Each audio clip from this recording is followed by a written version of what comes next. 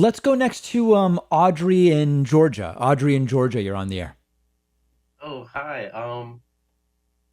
I didn't expect for it to be called.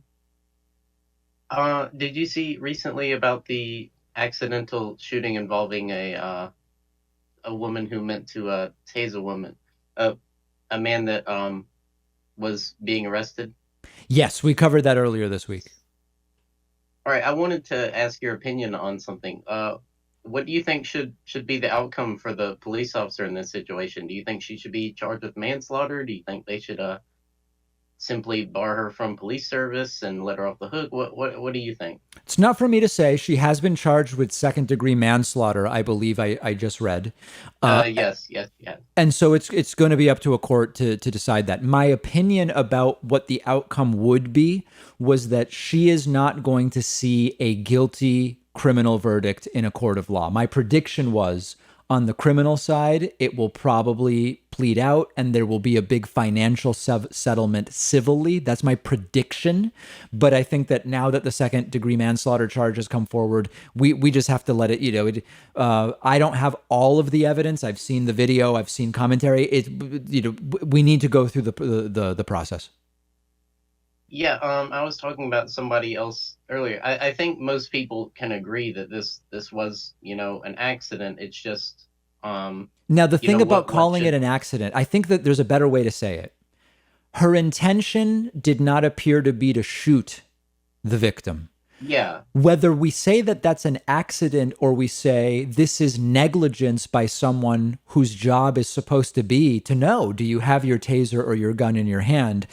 We're talking about the same thing, but the implication of the words we use is very different. So for me, when we say it was an accident versus we say it was a negligent action by an officer, it's different. And that's why I'm careful about using that word.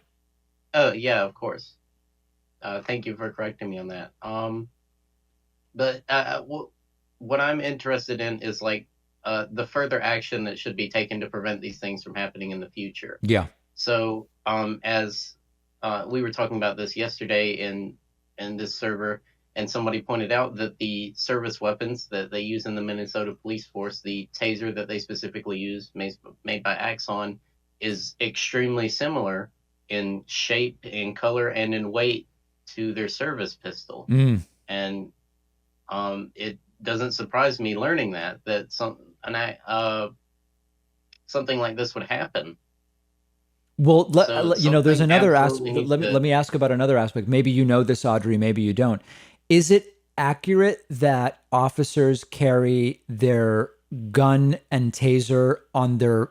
It's like the gun is always on one side, dominant versus non-dominant, and the taser is always on the opposite. Yes. And I saw an interesting analysis of this. Yeah. I'm not a psychologist, so I don't know if this is true or not. Okay. But an analysis from a police psychologist who had said that under stressful situations, sometimes your motor cortex can do the opposite action of what you were actually commanding it to do. Mm. So that there could be a psychological explanation for this.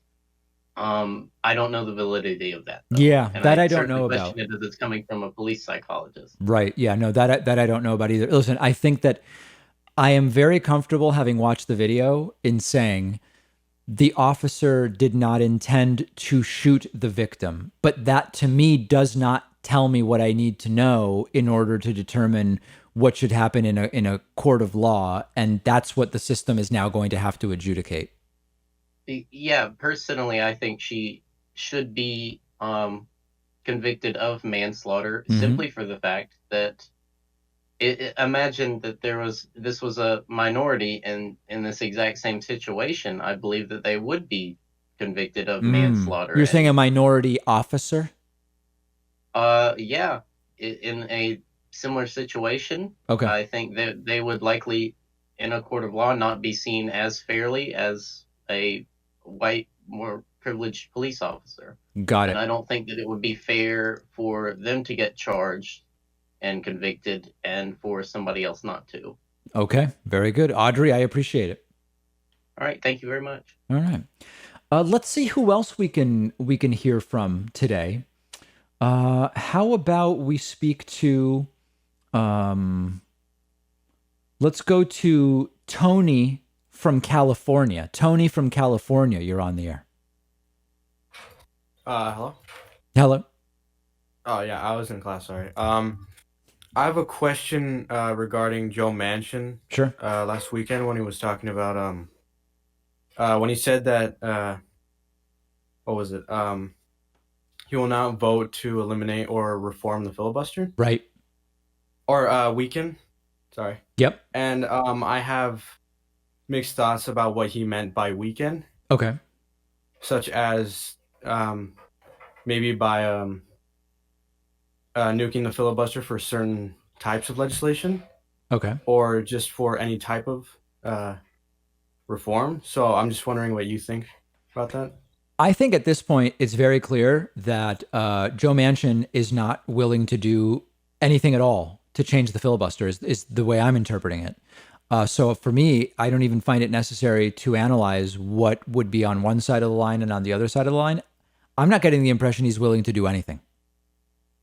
Okay. Do you disagree? I don't know. I really don't know. I mean, I've only been getting into politics like last year, Yeah. so I really don't know anything. I mean, listen, I get the impression that at this point, Joe Manchin knows that he has the potential to have a lot of negotiating power by being the guy that might keep Joe Biden from getting 50 votes and keep him at 49. I think he knows that. I think he's enjoying it. And I think that everything I hear from him, including recently saying the January 6th riots made him realize the importance of bipartisanship, almost like he's allowing the hostage takers to change his mind. I'm very concerned by what I'm hearing from Joe Manchin. I can't imagine him being an ally on any of the tough things. On the easy things, sure, he'll vote with Democrats, but I'm very worried about Manchin. Yeah, thank you. My pleasure.